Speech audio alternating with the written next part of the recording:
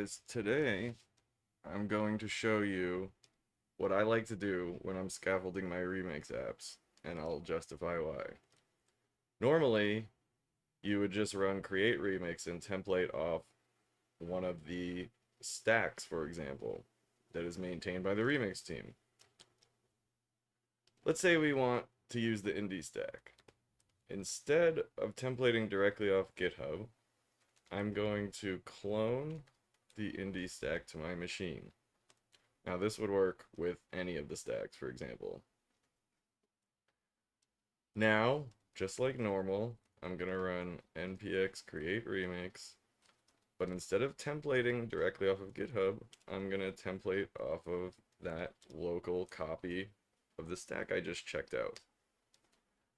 What this is gonna do is make create remix copy in the .git folder that is on my local copy of IndieStack.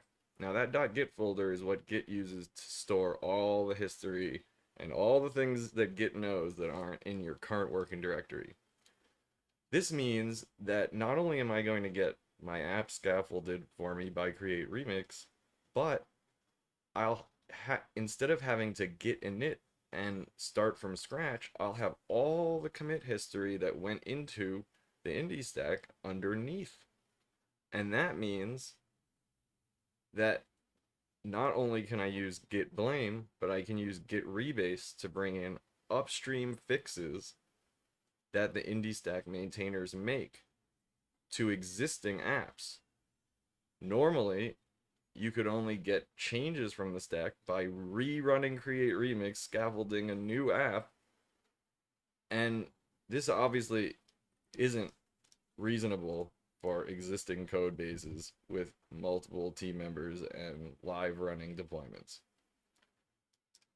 So now that create remix is done running, let's go look at what it made for us. Look at this. Git immediately shows us exactly what remix.init did. It deleted these files from the .github dir that don't apply to your app.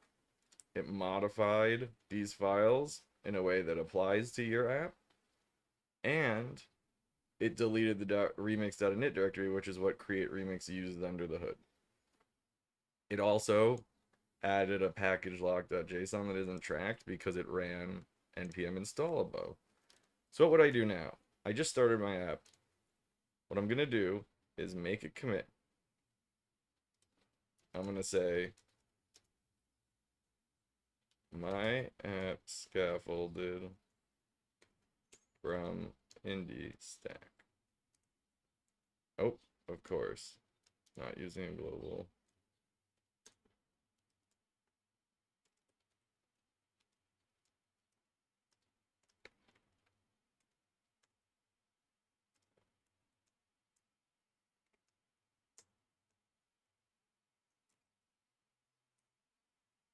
All right, now let's look at our git log for a second. You notice all the commits that the remix team have made are here, and my new commit that just made this app lives right on top of that. And let's do a little bit more bookkeeping before we show some of the cool things. First, I'm gonna do this.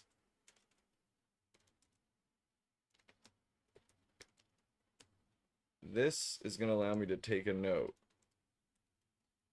We'll have a branch that lives in our app for all time called indie stack main, and that is going to be the golden branch that points to all the changes we've pulled in from the indie stack.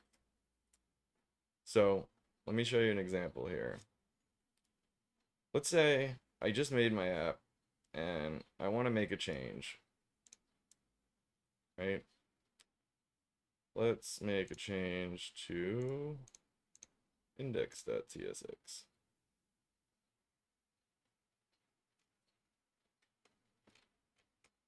Let's just get rid of all of this, and we'll start from scratch with our new app.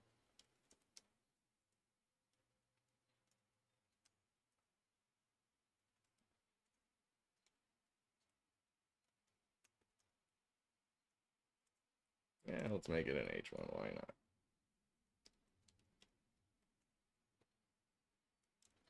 We don't need these anymore. Let's quiet link down. Now let's npm run dev to make sure that worked. We'll add a semicolon, because why not? Come over to the browser and check it out. Look at that. We've got our app running. So, we like our change. We're going to commit it.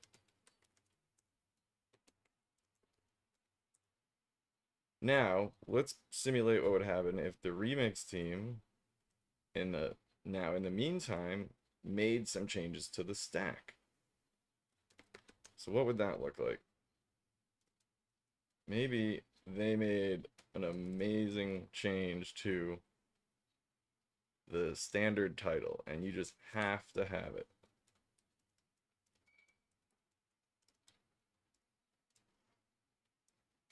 So, this is what the remix developers might be doing. They made a change, they added it, and they checked it in upstream.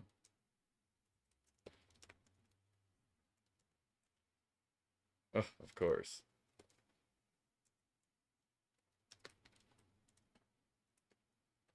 And if you want to know what I just did, that's Control R and bash. Now, let's go back to our app. We want to keep my scaffolded app and my first change, but we want that new title to come in that the remix team just added to the indie stack. How do we do that? First, I'm going to do what I should have done before.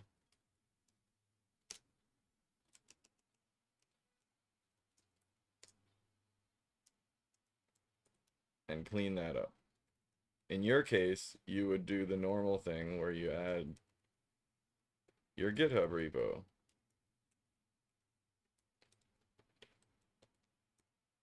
Like that.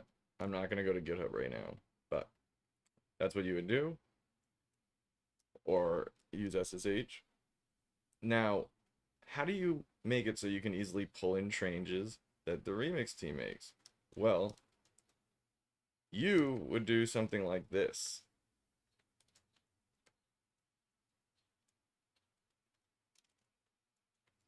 And set a new origin called upstream to the remix's indie stack. Instead, I'm going to do it to our local copy because I made those changes locally, not on the remix team's GitHub. Now, I'm going to check out that branch I made before called indie stack main, because that branch always has just the history I pulled in from the indie stack. And then I'm just going to pull in from upstream main. Look at that. Now my indie stack main has that change that the remix team made. Now here's where the magic happens with git rebase. I check out my main branch, and then I rebase it on indie stack main. What did that do? Look at that. My change and my app are still on top, but if we go down, the remix's team change came in underneath, still on top of all their changes. This whole history still reflects the normal indie stack, but now it's part of my history, and my app history is still clean on top.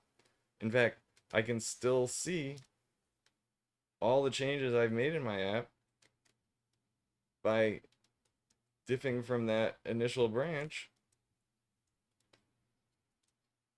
Look at that. That's the change we made. But here's what's really cool. If we look at root.tsx, look at that. We got that new feature from the upstream indie stack right in our app. Why would you want to do this? Well, if the upstream features aren't enough, here's another reason. Check out what my inline git blame is telling me. Look at that. This line came from our change from 3 minutes ago. But, so what if one of your team wants to edit, let's say, the GitHub workflow, and you want to make a change? Well, you can look at git blame. Maybe you're making a change to the permissions. You can come here and you can see, oh look, this change was actually made pretty recently. And it turns out, if you look up why, maybe in the IndieStack issues or in their actual commit message, you'll see that the reason is that GitHub changed the way new repositories work, and they have new requirements for actions that require these permissions to be explicitly set for some of the actions in the Remix IndieStack's workflow. So because of this, you and your team can go and make changes confidently to the, let's say, the GitHub deploy script, while still being able to pull in any fixes like this that get made to the vanilla IndieStack that probably most apps are going to want. So this will allow you to keep up to date with the freshest stuff coming from the Remix stack that you scaffolded your app from, still, and having a full git blame history on all the files that would have otherwise just been spit out into that directory. But your history can still be as clean as you want, and your app still lives 100% on top. Hope this was informative for you guys. Maybe if nothing else, you learned that you can have 2 remotes, one called Origin, one called Upstream, or you could have 50 remotes.